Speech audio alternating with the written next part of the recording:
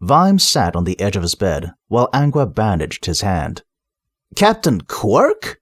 said Carrot, "but he's not a good choice."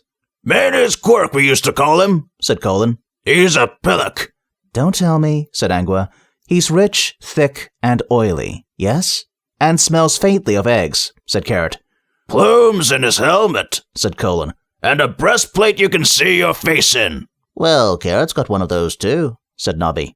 "Yes, but the difference is, Carrot keeps his armor polished because he likes nice, clean armor," said Colin loyally.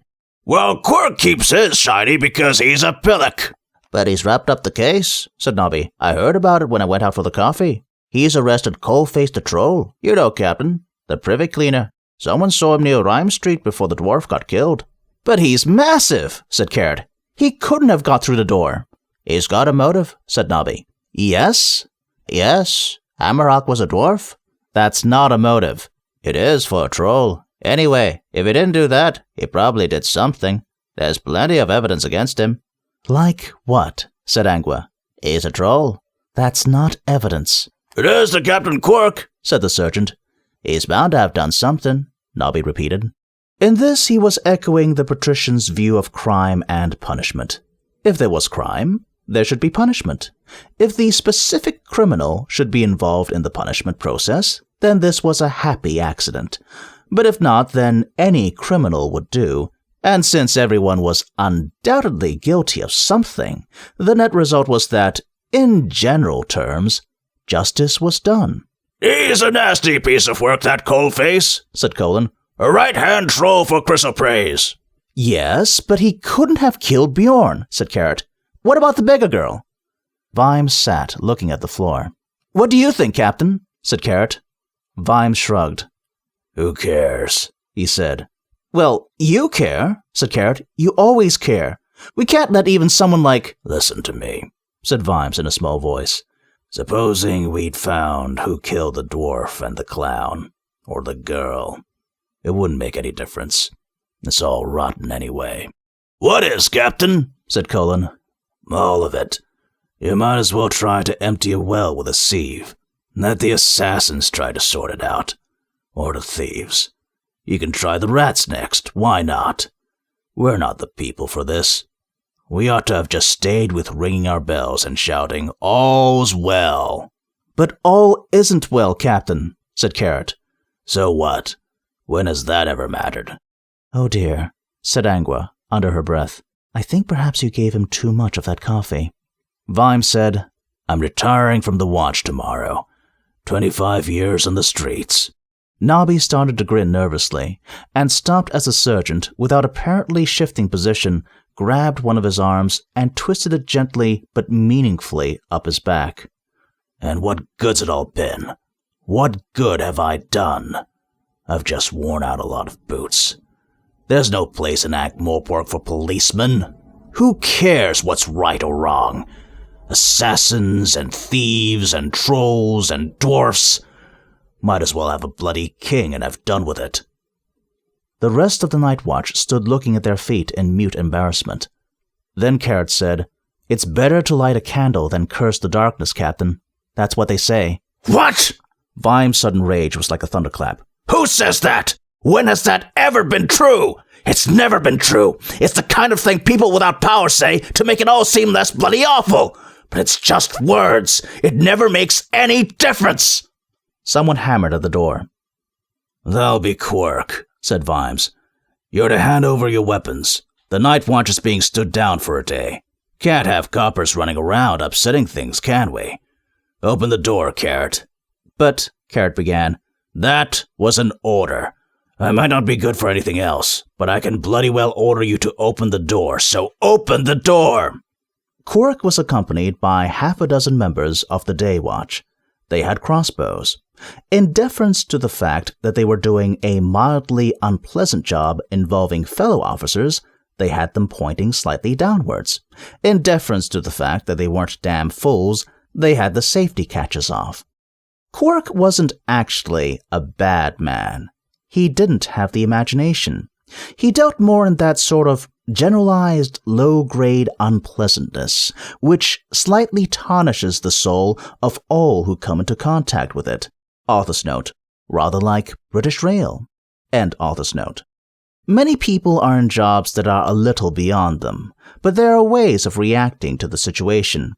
Sometimes they're flustered and nice. Sometimes they're quirk. Quirk handled them with the maxim, it doesn't matter if you're right or wrong, as long as you're definite. There was, on the whole, no real racial prejudice in Ankh-Morpork. When you've got dwarfs and trolls, the mere color of other humans is not a major item. But Quirk was the kind of man to whom it comes naturally to pronounce the word Negro with 2 G's. He had a hat with plumes in it. Come in, said Vimes. It wasn't as if we were doing anything. Captain Vimes? It's all right, we know. Give him your weapons, people. That's an order, Carrot. 1 official issue sword, 1 pike or halbert, 1 nightstick or truncheon, 1 crossbow. That's right, isn't it, Sergeant Colin? Yes, sir. Carrot hesitated only a moment. Oh, well, he said, my official sword is in the rack. What's that one in your belt? Carrot said nothing. However, he shifted position slightly. His biceps strained against the leather of his jerkin. Official sword, right, said Quirk. He turned. He was one of those people who would recoil from an assault on strength, but attack weakness without mercy. Where's the gritsucker? He said. And the rock? Ah, said Vimes. You are referring to those representative members of our fellow sapient races who have chosen to throw in their lots with the people of the city? I meant the dwarf and the troll, said Quirk. Haven't the faintest idea, said Vimes cheerfully. It seemed to Angua that he was drunk again, if people could get drunk on despair. We don't know, sir, said Colin. Haven't seen him all day. Probably fighting up in Quarry Lane with the rest of them, said Quirk. You can't trust people of their type. You ought to know that. And it also seemed to Angua that although words like half-pint and gritsucker were offensive, they were as terms of universal brotherhood compared to words like people of their type in the mouth of men like Quirk. Much to her shock, she found her gaze concentrating on the man's jugular vein. Fighting, said Carrot. Why? Quirk shrugged. Who knows? Let me think now, said Vimes. It could be something to do with a wrongful arrest. It could be something to do with some of the more restless dwarves just needing any excuse to have a go at the trolls. What do you think, Quirk? I don't think, Vimes. Good man. You're just the type the city needs. Vimes stood up. I'll be going then, he said. I'll see you all tomorrow, if there is one. The door slammed behind him. Elsewhere. This hall was huge. It was the size of a city square, with pillars every few yards to support the roof. Tunnels radiated off it in every direction, and at various heights in the walls. Water trickled out of many of them, from small springs and underground streams. That was the problem. The film of running water over the stone floor of the hall had wiped away traces of the footprints. A very large tunnel, almost blocked with debris and silt, led off in what Cuddy was pretty sure was the direction of the estuary. It was almost pleasant. There was no smell, other than a damp, under-a-stone mustiness. And it was cool. I've seen big dwarf holes in the mountains, said Cuddy, but I've got to admit, this is something else. His voice echoed back and forth in the chamber. Oh, yes, said Detritus. It's got to be something else, because it's not a dwarf hole in the mountains. Can you see any way up? No. We could have passed a dozen ways to the surface and not known it. Yes, said the troll. It's a naughty problem. Detritus? Yes? Did you know you're getting smarter again down here in the cool? Really? Can you use it to think of a way out? Digging? The troll suggested. There were fallen blocks here and there in the tunnels. Not many. The place had been well built.